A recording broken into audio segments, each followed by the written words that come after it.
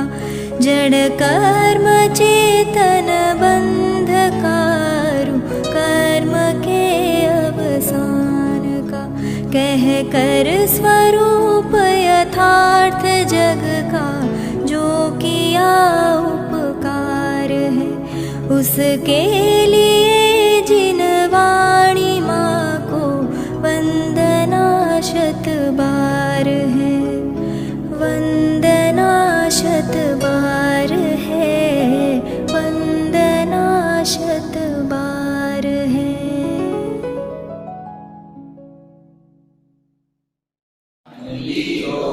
मंगलम गौतमोदनी मंगलम कुंदकुंदार्यो जयधर्मोऽस्तु मंगलम।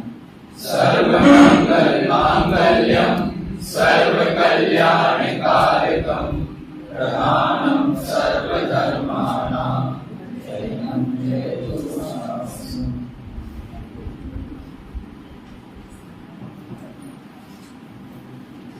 परमानंद की प्राप्ति के लिए, परमानंद को प्राप्त ऐसे परमात्मा की स्तुति करते हुए अपने परमानंद का स्वरूप स्पष्ट करने के लिए आचार्य अकलंक देव ने यह स्तोत्र लिखा हुआ है। स्तोत्रों के संदर्भ में और आचार्य अकलंक देव के संदर्भ में कल अपन ने थोड़ी चर्चा की थी। आचार्य अकलंक देव का अकलंक नाम मात्र नाम निक्षेप से नहीं है, उनका सार्थक नाम है। इसके लिए एक श्लोक आपके इससे पीछे दिया हुआ है। आचार्य अकलंक देव का प्रतिपाद्य मुख्य रूप से प्रमाण है और वह कितना प्रसिद्ध है इसके लिए एक श्लोक प्रचलित है। इन दोनों श्लोकों की चर्चा करते हुए फिर अपन स्तोत्र की चर्चा प्रारंभ करेंगे। आप सबके पास में है ये अंत में जो दिए हैं श्लोक बुलवा रहा हूँ आप शुद्धता की दृष्टि से। भट्टाकलंको कृतसौगतादिर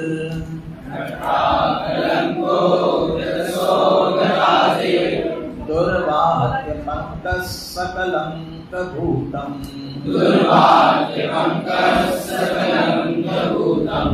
जगत्स्वनामेव विधातुमुच्चैः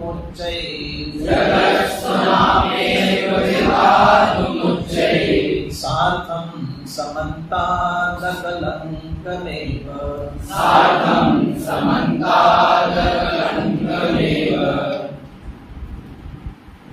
एकांतवाद दूषित समस्त विषयादिक पोषक प्रशस्त कपिलादि सुप्रयास सो है कुबोध बहुप्रास। तो जो एकांतवाद से दूषित जिनवानी हुई और उसका यदि अभ्यास करते हैं वह मिथ्या ज्ञान बहुत देर प्रास, वह संसार को ही बढ़ाने वाला है। और ये जो ऐसा वाक्य थे ना,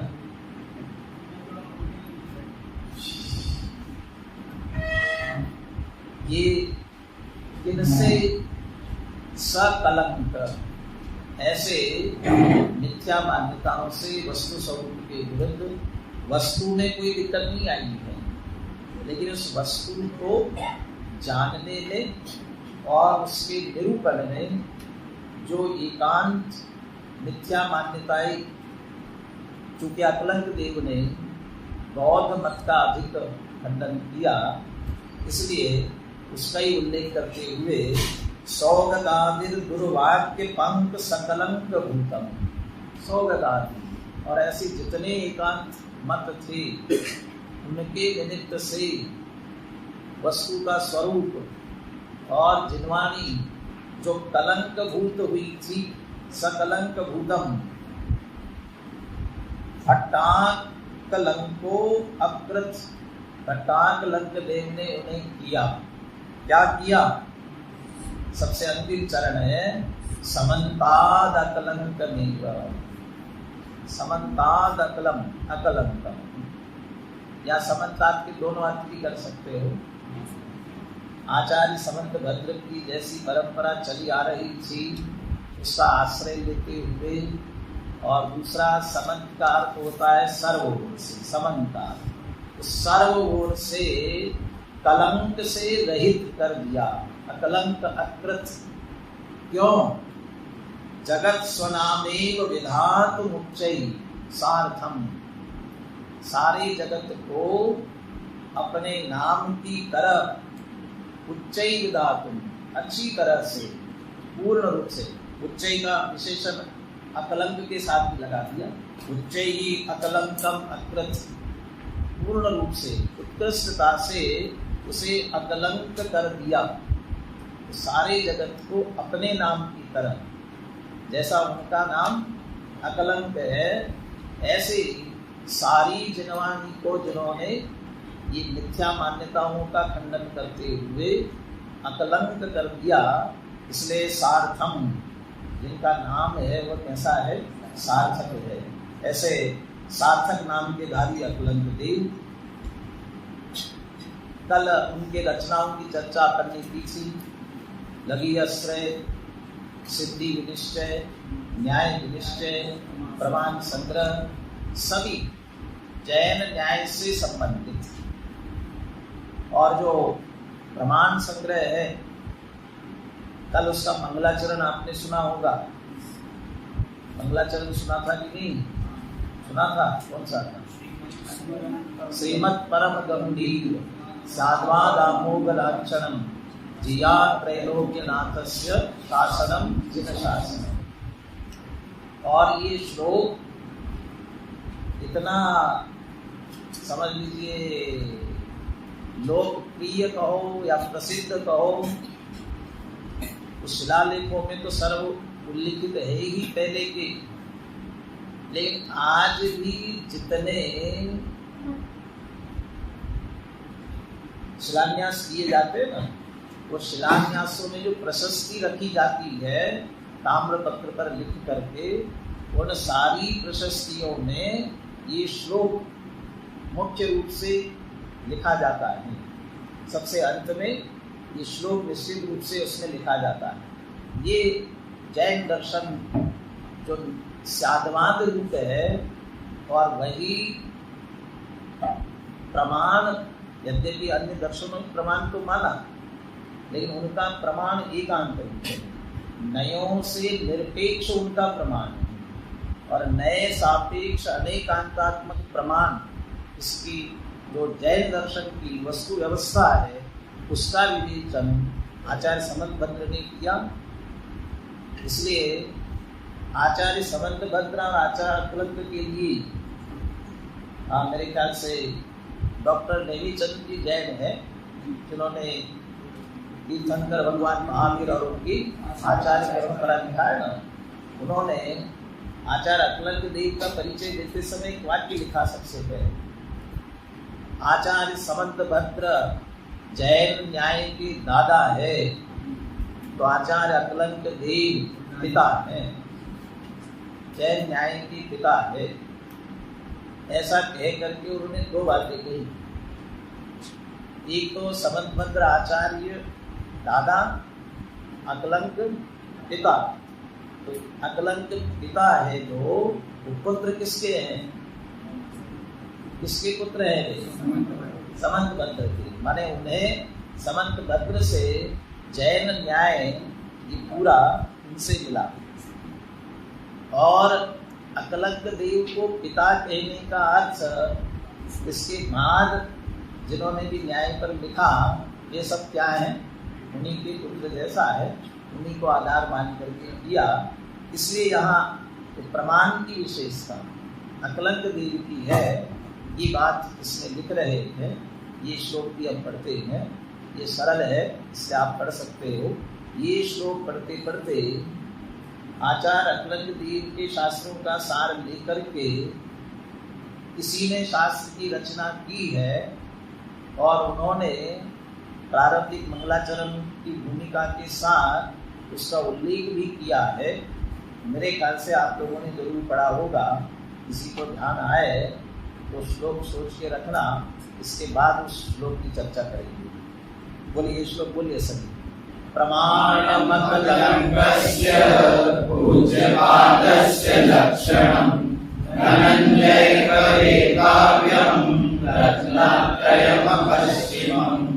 ये धनंजय कवि ने ही लिखा और उन्होंने कहा 3 चीजें, रत्नत्रयम अपश्चिमम। रत्नत्रय माने वो सम्यक दर्शन ज्ञान चारित्र की बात नहीं करना, सब जगह एक ही अर्थ नहीं लगाना। अपश्चिम माने अपूर्व है, अपश्चिम, पश्चिम नहीं माने पूर्व भी नहीं, अपूर्व, या इसके पश्चात और कुछ नहीं, कोई नहीं हुआ ऐसा। 3 चीजें कौन? प्रमाणम अकलंकस्य, अकलंक देव की जो प्रमाण की चर्चा, सर्वोत्कृष्ट प्रमाण के स्वरूप की, उनके भेद प्रभेद की, उनकी सिद्धि, ये जो सारी चर्चा अकलंक देव ने की है वह अपूर्व है।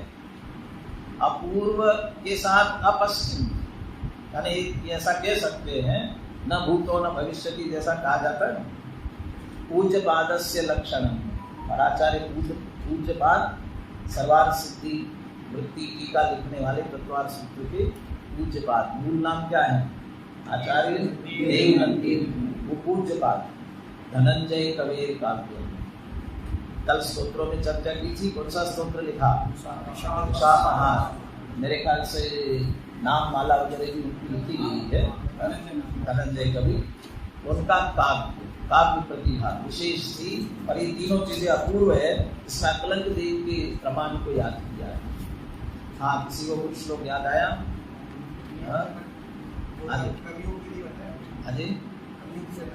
इसके लिए संस्कृत साहित्य नहीं, इसके श्लोक में है अकलंक देव के वचनों को लेकर के शास्त्र लिखा, इसका उल्लेख।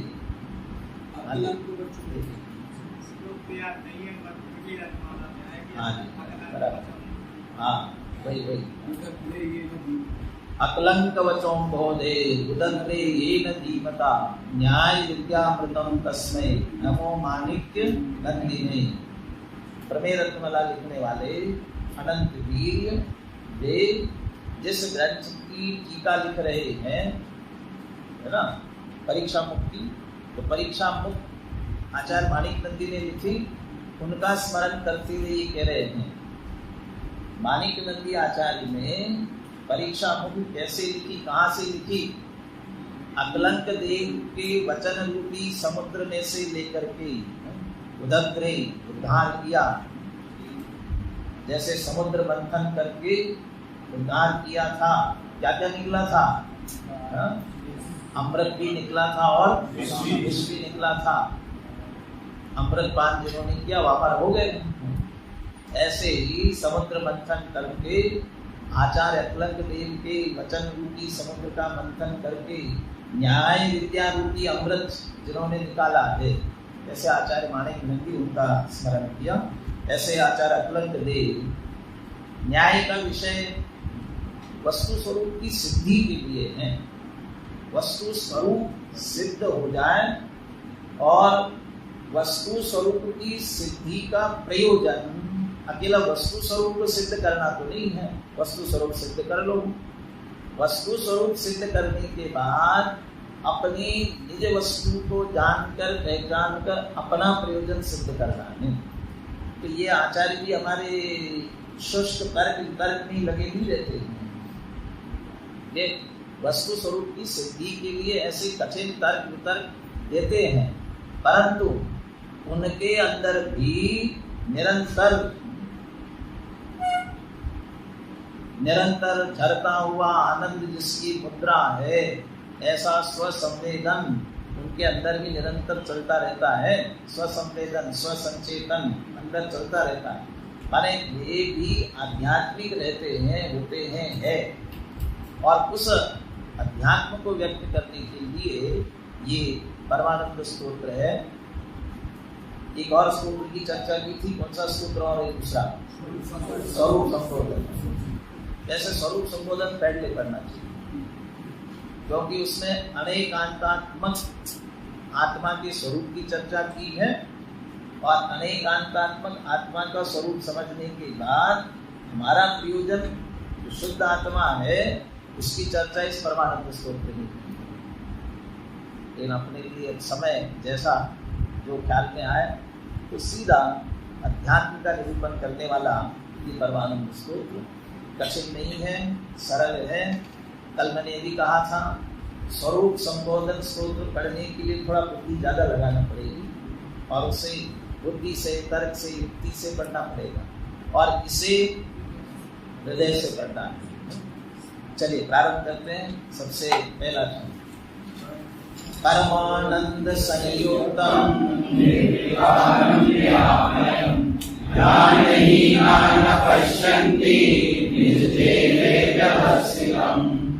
सबका प्रयोजन क्या है, क्या चाहते हैं सभी? जे त्रिभुवन में जीवन सुख चाहते हैं ना, सुख चाहते हैं और जितना प्रयास करते हैं सुबह से शाम तक, जन्म से मरण तक, वह सब इसके लिए करते हैं, सुख की प्राप्ति के लिए ही करते हैं।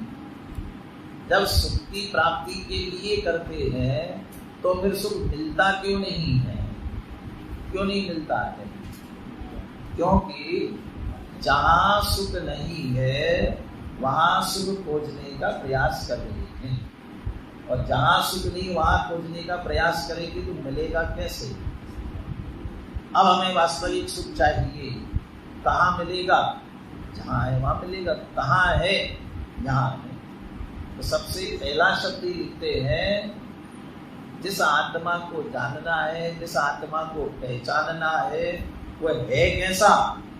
परमानंद संयुक्तम, परम आनंद से युक्त है, परमानंद संयुक्तम, परम आनंद में है, स्वयं आनंदमय है, इसलिए उसका लक्ष्य करते हैं तो आनंद प्रकट होता है। यदि वहाँ आनंद नहीं होता तो आनंद प्रकट भी कैसे होता? तो वहाँ आनंद है। कैसे जाना? जो हुए आज तक सबने अपनाया, उपदेश दिया इसी प्रकार, वो सबको मेरा नमस्कार। ये सब है ना। और अकेला अरहंत ही क्यों?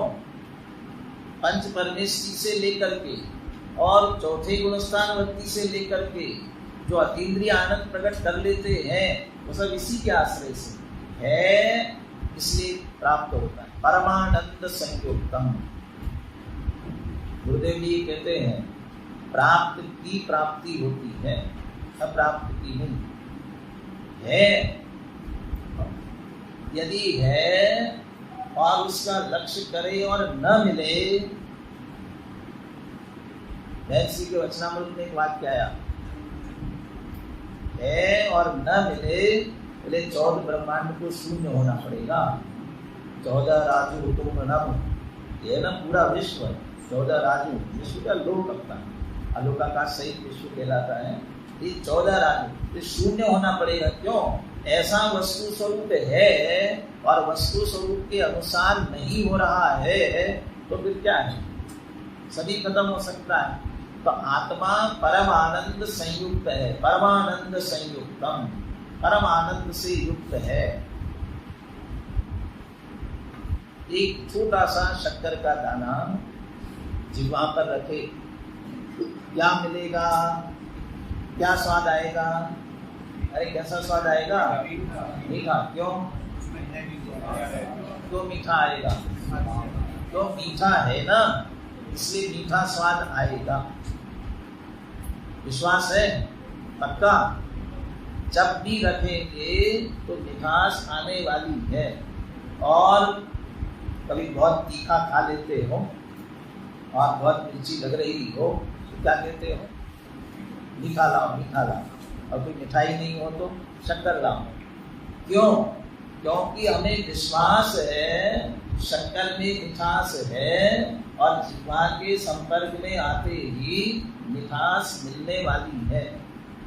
जैसा पर के प्रति विश्वास है, ऐसा इसके प्रति विश्वास है कि नहीं, और ये विश्वास नहीं है इसलिए बाहर खोज रहे हैं। ये परम, इसलिए पहला शब्द परमानंद संयुक्त पुनः रिपीट करने वाले हैं, मेरे ख्याल से तीसरे श्लोक में पुनः आएगा परमानंद संयुक्तम। कहाँ है ऐसा परमानंद संयुक्त आत्मा है? कहाँ खोजे उसे, कहाँ देखने जाए? अंतिम चरण है निज देहे व्यवस्थितम। कहीं खोजने जाने की जरूरत नहीं है, निज देहे व्यवस्थितम, इसी देह देवल में विराजमान है, इसी देह में है। क्यों जाता गिरनार, क्यों जाता काशी, अभी ही में है तेरे घटघटा वासी। क्या करो? अंतर का कोना टटोल, तेरा प्रभु अंदर। निज देहे व्यवस्थितम, देह से बाहर जाना नहीं, परंतु देह में अटकना नहीं। देह में नहीं अटकना, देह से बाहर की कहीं और बाहर जाने की जरूरत नहीं है, पर यही है निज देहे व्यवस्थितम, देह रूप नहीं है।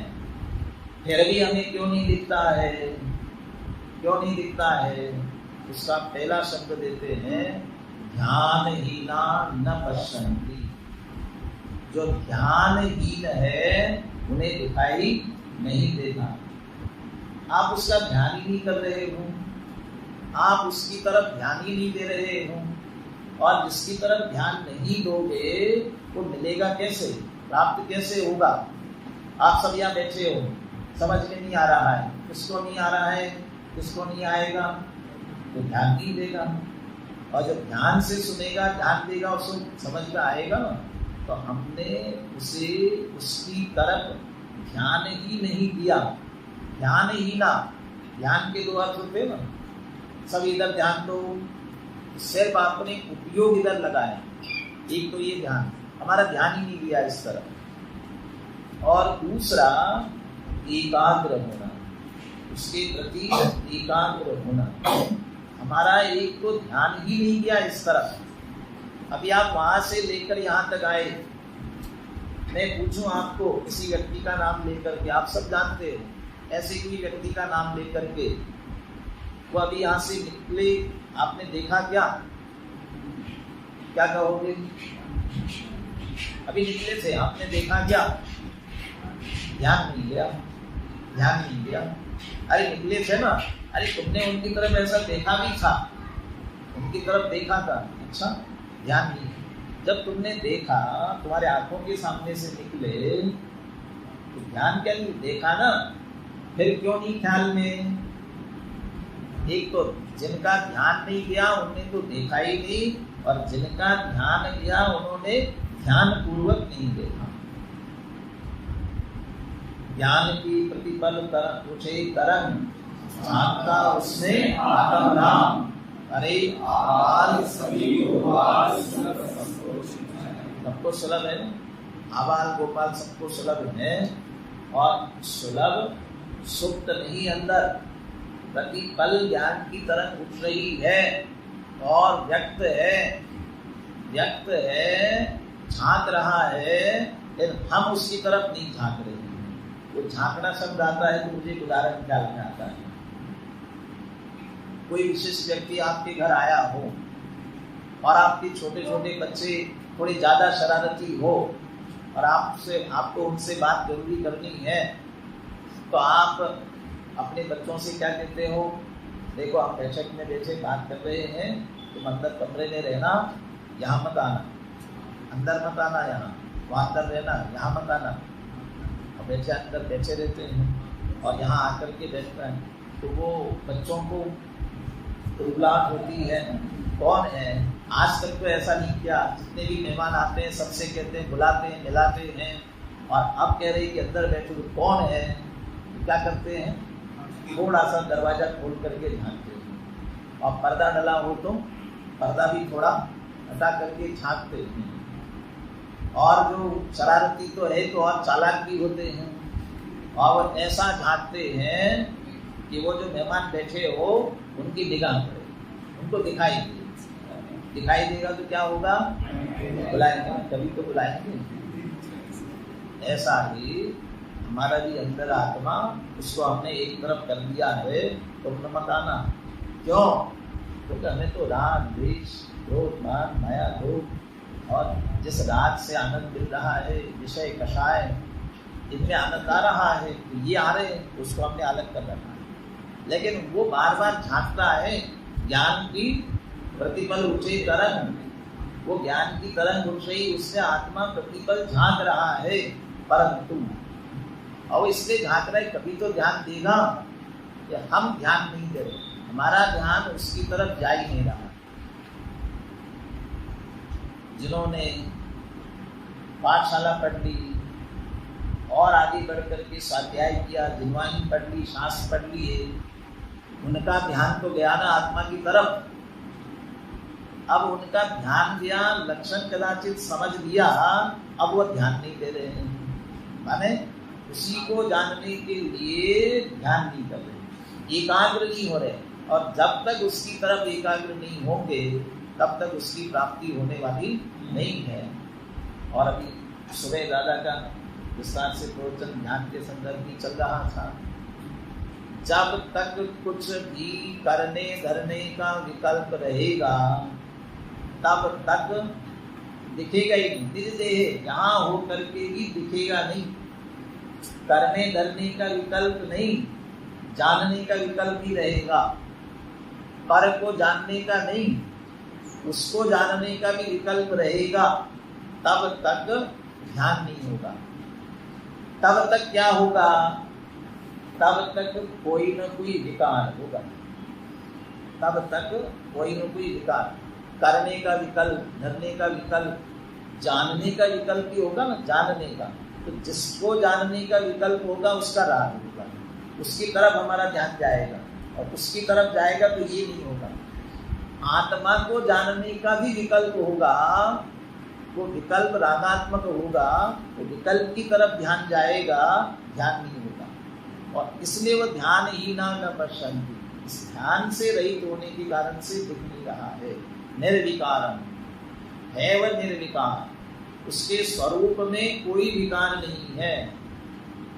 और वो विकार जो हो रहे हैं ना, उसका लक्ष्य न करने के कारण ही हो रहे हैं। ध्यान ही न पश्यन्ति, विकार के कारण उसका ध्यान नहीं कर पा रहे हैं, और उसका ध्यान नहीं कर पा रहे इसलिए विकार हो रहे हैं। और मूल में उसमें विकार नहीं, स्वयं परमानंद से संयुक्त है, किसी देह रूपी देवालय में विराजमान है। तो और विशेषण दिए, निर्विकारम निरामय, निर्विकार है और निरामय। निरामय माने आमय माने रोग। तीन बातें होती है ना, आदि, व्याधि और उपाधि। आदि, व्याधि और उपाधि। निर्विकारम कह करके आदि से रहित कहा। आदि, आदि माने मानसिक रोग। मानसिक रोग, मोह, राग, द्वेष, यही मानसिक रोग है, यही विकार है। इस परम आनंद संयुक्त आत्मा में मोह, राग, द्वेष, विकार है ही नहीं, इसलिए वो निर्विकार है, आदि से रहित है, और व्याधि भी नहीं है। निरामय इसलिए कहा, निज देहे व्यवस्थितम, कहा ना, इस देह में स्थित है। तो देह में रोग होते हैं, इसमें भी रोग हो जाते होंगे, नहीं, तो देह में स्थित है लेकिन देह रूप नहीं है। इसलिए कदाच देह में रोग भी हो रहा हो, रोग भी उसे स्पर्श नहीं करने वाला, इसलिए निरामय। चार विशेषण दिए, तीन विशेषण दिए, परमानंद संयुक्तम, निर्विकारम, निरामयम, और कहाँ स्थित है? निज देहे व्यवस्थितम। ये चौथा विशेषण भी कह सकते हैं। ऐसा आत्मा फिर भी हमें दिखता क्यों नहीं है? तो ध्यान ही न पश्यन्ति, जो ध्यानहीन है उनको नहीं दिखता। हमें प्रेरणा दे रहे हैं, यही है, सिर्फ ध्यान से देखो। वो आजकल बहुत सारे चित्र रखे रहते हैं ना मंदिरों में, देखा होगा, और उस चित्र को वैसे ही देखोगे ना तो कुछ नहीं दिखेगा, फूल पत्ती ऐसे दिखेगा, और ऊपर लिखा रहेगा ध्यान लगाओ दर्शन पाओ। ध्यान लगाओ। फिर इसमें क्या ध्यान, उसको एकाग्रता से देखो, और एकाग्रता से देखते हो तो उसमें जिनेंद्र भगवान का चित्र आपको दिखने लगेगा। वैसे नहीं दिखता, और ध्यान से एकाग्र होते हो तो दिखाई देने लगता है। ऐसे ही निज देहे व्यवस्थितम, यही है, फिर दिखता क्यों नहीं है? क्योंकि दो ध्यान के अर्थ करना, ध्यान ही ना, क्योंकि हम उसकी खबर ही नहीं ले रहे, उसकी तरफ उपयोग ही नहीं दे रहे हैं, और दूसरा ध्यान उसमें एकाग्र ही नहीं हो रहे हैं।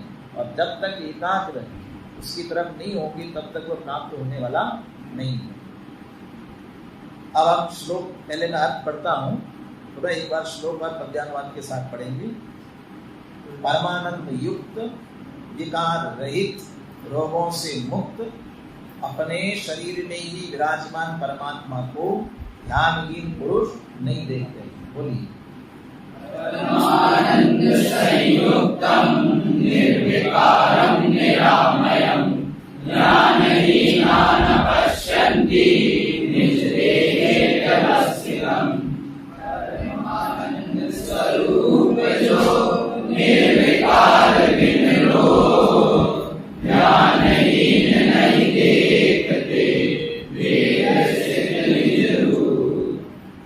जब हम ध्यान पूर्वक उसको देखेंगे तो हमें वो कैसा दिखेगा? इस देह देवल में विराजमान तो है, लेकिन दिखेगा कैसा? बस आनंद अकेला आनंद नहीं, उसके साथ और भी है। कैसा? आगे चल करके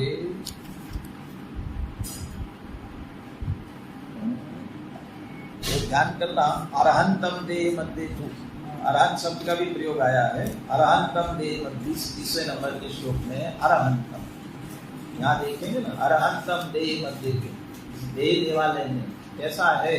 अरहंत भगवान जैसा है। और अरहंत भगवान कैसे होते हैं? अनंत चतुष्टय से युक्त होते हैं। जब अरहंत भगवान अनंत चतुष्टय से युक्त होते हैं और इसी देह में स्थित हमारा आत्मा भी जब अरहंत जैसा है, तो हम उस आत्मा को देखेंगे तो हमें क्या दिखाई देगा? अनंत चतुष्टय दिखाई देगा। और अनंत चतुष्टय का इसमें से 3 का उल्लेख है, तो 3 है तो चौथा अपने आप ही समझ लेना चाहिए। बोले दूसरा श्लोक। अनंत सुख संपन्नम ज्ञानामृतपयोधरम अनंत वीर संपन्नम दर्शनम परमात्मना। कैसा उसका दर्शन होता है? परमात्मना, उत्कृष्ट आत्मा जो अंदर विराजमान है, निज देहे व्यवस्थितम, कैसा दिखता है, कैसा उसका दर्शन होता है? ऊपर आनंद शब्द का प्रयोग किया, यहाँ सुख शब्द का प्रयोग कर रहे हैं, दोनों का तात्पर्य एक जैसा ही है। अनंत सुख संपन्नम, ये जो अनंत सुख संपन्न है, तो ये तो अनंत की बात, हम तो भी संसारी है, रागी द्वेषी है, दुखी है, तो अनंत सुख कहाँ है? कौन से अनंत सुख की बात है? ये स्वभाव वाले अनंत सुख की बात है। हम स्वभाव से अनंत सुख संपन्न अभी है। यदि स्वभाव से अनंत सुख संपन्न नहीं होते तो पर्याय में भी अनंत सुख प्रकट नहीं होता। इसलिए अनंत सुख संपन्न, ये स्वभाव की अपेक्षा से अनंत सुख संपन्न, ज्ञानामृत पयोधरम, ज्ञान रूपी अमृत के बादलों को धारण करने वाले समुद्र, पयोधर, पयोधर समुद्र क्या, ज्ञान रूपी अमृत से भरे हुए समुद्र के समान। ज्ञान रूपी अमृत जिसमें भरा हुआ है, समुद्र की उपमा क्यों देते हैं? समुद्र की उपमा क्योंकि पारा कोई कोई सीमा नहीं है। वैसे सीमा होती हो तो हो, लेकिन इस ज्ञान रूपी अमृत की तो कोई सीमा नहीं है। बाकी नदी में, तालाब में, कुएं में पानी खत्म हो सकता है, नहीं समुद्र का पानी कभी खत्म नहीं होने वाला। ऐसा ज्ञान रूपी अमृत, तो ज्ञानामृत पयोधरम कह करके अनंत ज्ञान संपन्न कह दिया, अनंत ज्ञान से सहित है और अनंत वीर्य संपन्न, सामर्थ्य अनंत वीर्य से युक्त है। वीर्य शब्द को टोडरमल जी ने किससे जोड़ा ख्याल में है? वीर्य, दीक्षा लेने की सामर्थ्य, वीर्य से जोड़ा है। दीक्षा लेने की सामर्थ्य, इसको जोड़ा। माने हमारे में भी दीक्षा लेने की सामर्थ्य है। इसका अर्थ ताकि सबको छोड़ दे, सबको, और सबको छोड़े और अपना सारा काम चले, अपनी आत्मा। क्यों? हमारी सामर्थ्य है अपनी, बने रहने के लिए, जीवित रहने के लिए, और जीवित रह करके सुख आनंद प्रकट करने के लिए जो जो गुण हमारे में है, वे गुण अपने आधार से अपना कार्य करते रहे, ऐसा सामर्थ्य हमने, किसी दूसरे की रच मात्र आवश्यकता नहीं है। अनंत वीर्य संपन्नम, और लक्षणम कह दिया ना, इसी से समर्थ दर्शन भी आ गया।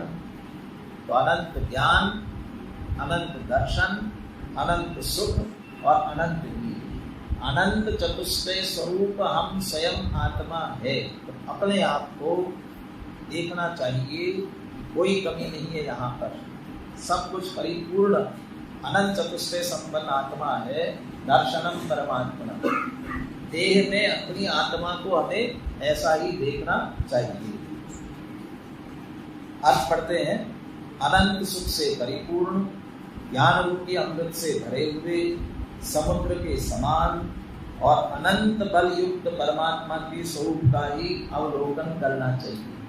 ऊपर निज देहे व्यवस्थितम कहा था, इसी देह में है, दिखता क्यों नहीं है? ध्यान ही न पश्यन्ति, ध्यान नहीं दे रहे हैं। कैसा ध्यान करे, क्या करे? दर्शनम परमात्मा, उसी का दर्शन करो, उसी का एकाग्र होकर के उसका चिंतन करो। कैसा चिंतन करे? अनंत चतुष्टय। अभी तक में राग वाला, द्वेष वाला, देह वाला, इनका चिंतन कर रहे थे। अब हम अनंत सुख संपन्नम, ज्ञानामृत पयोदरम, अनंत वीर्य संपन्नम, दर्शन, इस तरह से हम उसका अवलोकन करें। बोले दूसरा श्लोक बोलिए। अनंत सुख संपन्नम, ज्ञानामृत पयोदरम, अनंत वीर्य संपन्नम, दर्शनम परमात्मनः। बोलिए, एक साथ पद्यान्वय बोलिए। अमृत सागरे रहो, सुख अनंत संपन्न, बल अनंतमय है सदा, दर्शनीय परमात्मा। अब जो श्लोक आ रहा है ये रिपीटेशन है, वही बात। तो अध्यात्म में और भक्ति में पुनरावृत्ति दोष नहीं होता है। पुनरावृत्ति होना दोष नहीं होता है, गुण होता है। वही चिंतन पुनः पुनः चलना चाहिए। इसलिए अनेकों बार भी आवे तो भी अपने परिणाम को, अपनी रुचि को वह पुष्ट करने वाला ही होता है। बोले तीसरा, निर्विकारं निराकारं सर्वसंग विवर्जितं, परमानंद संपन्नं, शुद्ध चैतन्य लक्षणम्। अभी लक्षण नहीं बताया था, इसलिए लक्षण दिया। कैसा है वह? शुद्ध चैतन्य लक्षणम, शुद्ध चैतन्य लक्षण वाला है। शुद्ध चैतन्य लक्षण वाला है, तभी राग द्वेष विकार ये तो सब हो रहे हैं ना। तो ये सब हो रहे हैं, ये सब पर संयोग जनित, पर के लक्ष्य से उत्पन्न होने वाले विकारी भाव है, स्वभाव नहीं है।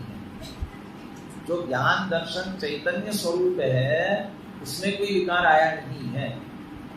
जो निगोध में सोई मुझ में सोई मोक्ष भया, अंतर भेद कछु भी नाही, भेद में संसार। माने सिद्ध दशा में जाकर के निर्मल हुआ, और निगोध दशा में कैसा था? मलिन था। यदि निगोध दशा में मलिन हो गया होता तो फिर निर्मल कैसे होता? वहां भी निर्मल है, बीच में भी निर्मल है। उसका आश्रय करने के बाद निर्मलता प्रकट होना पर्याय में प्रारंभ हो गई, और जब पूर्ण आश्रय किया तो पूर्ण निर्मल हो गया, क्योंकि वह अपने आप में निर्मल ही है। ज्ञान को अधिक दर्पण की उपमा दी जाती है। दर्पणाय, यद विद्या दर्पणाय, दर्पण कलियुग सकला प्रतिफलति पदार्थ मानिका। कभी दर्पण मलिन होता है, कभी होता है, कितनी भी मलिन चीजें उसमें झलकी, और जब मलिन चीजें झलक रही हो तब हम दर्पण को देखें तो मलिन जैसा दिखता है, तो उसके प्रतिबिंब जो हो रहे हैं वे मलिन दिख रहे होंगे, लेकिन मूल में दर्पण कैसा रहता है? वो शुद्ध चैतन्य ज्ञान दर्शन, उससे हम वस्तु को जानते हैं। वो जो जानना देखना हो रहा है और वो जानने देखने का कार्य जिस चैतन्य से हो रहा है उसमें कोई विकार नहीं है। तो विकार आया कब? वो चैतन्य ने जानने देखने के बाद जब मोह किया, ये मेरा, ये तेरा, ये अच्छा, ये बुरा, फिर इसको ऐसा करो, फिर जो मोह राग द्वेष के परिणाम उत्पन्न हुए, विपरीत मान्यता, विपरीत वृत्ति, इसके कारण जो मोह राग द्वेष के परिणाम हुए, उससे मोह राग द्वेष रूप परिणाम मलिन हुए और उसका उपचार करके चैतन्य को भी मलिन कह दिया। वो गंदगी दिख रही थी, दर्पण में दिख रही थी, अरे दर्पण की काला पीला नीला हो गया, दिख रहा है, हुआ नहीं। ऐसा ही हमारा चैतन्य भी इन सब को जानने देखने रूप रहता है, इसलिए शुद्ध, और वो हमारा लक्षण है। अभी हमारे पास भले मतिश्रुत ज्ञान है, तो हमारा लक्षण मतिश्रुत ज्ञान नहीं, ज्ञान। क्यों? मतिश्रुत ज्ञान तो चला जाएगा, केवल ज्ञान प्रकट हो जाएगा। कुमति कुश्रुत है अभी, कुमति कुश्रुत नहीं, ये चला जाके मतिश्रुत आएगा, मतिश्रुत से फिर केवल ज्ञान। सामान्य चैतन्य लक्षण, और जो सामान्य चैतन्य लक्षण है वो शुद्ध है, वो शुद्ध चैतन्य, ऐसा हमारा स्वरूप है। और क्योंकि शुद्ध चैतन्य लक्षण है निर्विकार, उसमें कोई विकार नहीं। अभी जैसा मैंने कहा ना, दर्पण में झलकते हैं, दर्पण विकृत नहीं होता, ऐसा हमारा ज्ञान दर्शन चैतन्य वो विकृत नहीं होता। पर्याय में मोह राग द्वेषादि की उत्पत्ति होती है कदाचित, लेकिन उसमें विकार नहीं आता, इसलिए निर्विकार है। जब चैतन्य अपने स्वरूप से जानना देखना चाहे, देखे, तो कोई बाधा नहीं आती है, निराबाधम। ये नदी तो मुझे पीछे देखना होगा तो क्या दिख रहा है, उठना पड़ेगा। ये आपको दिख रहा है, मुझे भी दिख रहा है, कितनी सारी बाधाएं, उठ करके आना पड़ेगा। अभी लाइट चली जाए तो नहीं दिखाई, कितनी सारी बाधाएं हैं। अरे ये बाधाएं हमारा चैतन्य अभी हमने ही इसका लक्ष्य न करने के कारण से हीन कर लिया है, और सामर्थ्य शक्तिहीन होती है तब सहारा लेना पड़ता है। तो शक्ति की हीनता में ये सहारा लेना पड़ रहा है, लेकिन उसका मूल जो स्वरूप है उसमें कोई बाधा नहीं, और मूल स्वरूप ऐसा व्यक्त होता है तो कोई बाधक नहीं बनता है। परिपूर्ण केवल ज्ञान प्रकट हुआ, कौन रोकने वाला है? और वैसा हमारा स्वरूप है, इसलिए निराबाध। सर्व संग विवर्जितम, कैसा आत्मा? सब प्रकार के परिग्रह से रहित। ये बाहर से ओढ़ा हुआ दिख रहा है ना, ये तो हमारा है ही नहीं। बहिरंग परिग्रह ये तो हमारा है ही नहीं। ये अंदर जो इनके प्रति मोह राग द्वेष के परिणाम रूप अंतरंग परिग्रह हो रहे हैं, वो भी आत्मा में प्रवेश नहीं करते।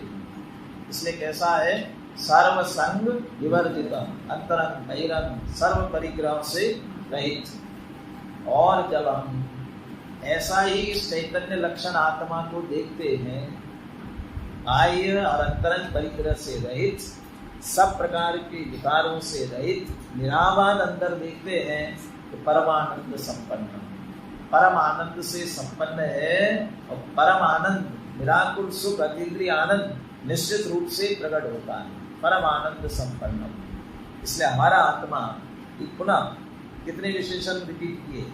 निर्विकारम, परमानंद संपन्नम, और निराबाधम तो नहीं दिया था, और लक्षण और दिया। ये पुनः पुनः निरामय कहा था, निराबाध कहा यहाँ पर।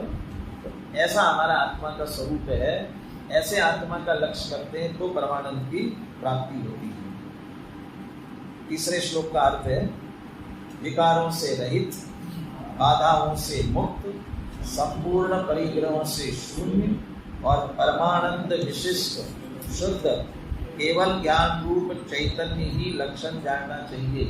केवल ज्ञान माने शाही ज्ञान, उसके केवल ज्ञान की बात नहीं। दो तात्पर्य, मात्र ज्ञान स्वरूप और वह ज्ञान भी पूर्ण जानने की सामर्थ्य वाला, सर्वज्ञत्व शक्ति संपन्न, ऐसा जो ज्ञान का स्वरूप है ऐसा ही हमारा चैतन्य लक्षण है, ऐसा जानना चाहिए। बोलिए तीसरा श्लोक पद्यानुवाद के साथ में। निर्विकारं निराबाधं सर्वसंग विवर्जितं परमानंद संपन्नं शुद्ध चैतन्य लक्षणं। निर्विकार निर्वाद है सर्वसंग से शून्य, चेतन लक्षण शुद्ध है परमानंद स्वरूप। ऐसा जो अपना स्वरूप है इनके हम चिंतन नहीं कर पाते, विचार नहीं कर पाते। उसके स्वरूप का निर्णय करने के लिए, उसकी तरफ ध्यान जाने के लिए, ध्यान जाने के बाद उसमें एकाग्र होकर ध्यान करने के लिए हम स्वयं क्या विचार करें, कैसे उसके पास तक पहुँचे, उसकी रुचि कैसे हो। इन विशेषणों के माध्यम से ये स्तोत्र आचार्य हमें ये प्रेरणा देते हैं। इनका चिंतन करते हुए, इनका मनन करते हुए हम उसके ध्यान तक पहुँचे तो हमें भी निश्चित रूप से परमानंद की प्राप्ति हो सकेगी। आगे के श्लोकों की चर्चा अपन क्रमशः आगे।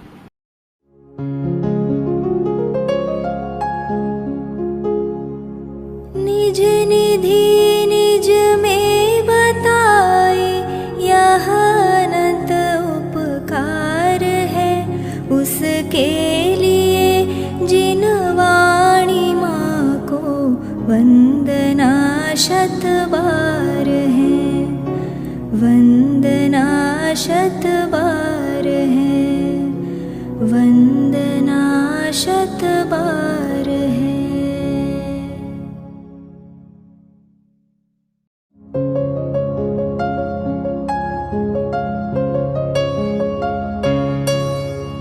हे जिन वाणी भारती तो ही जपो दिन रैन, जो तेरी शरणा गहे सो पावे सुख चैन। जा वाणी के ज्ञान ते सूझे लोकालोक, सो वाणी मस्तक नवो सदा देत हो ढोक, सदा देत हो